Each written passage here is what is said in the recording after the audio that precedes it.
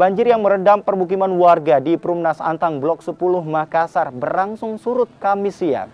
Ketinggian air kini berkisar 30 hingga 50 cm.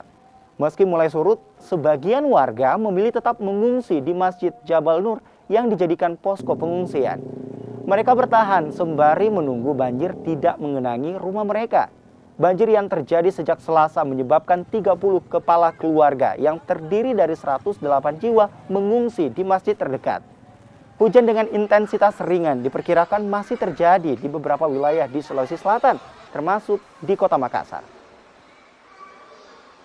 Tambah naik, tambah banyak. Iya, itu sekarang berapa, Bu? 30 kakak, 108 jiwa. Itu bertambah sejak kapan, Bu? Maksudnya Tadi malam. Oh, tadi malam. Itu kenapa, Bu? Mereka mengungsi ada tambahan seperti ini? Karena air naik tadi malam. Oh, naik tadi malam. Tapi untuk hari ini kayak sudah surut, Bu? Ya sudah surut di jalan, tapi di dalam rumahnya warga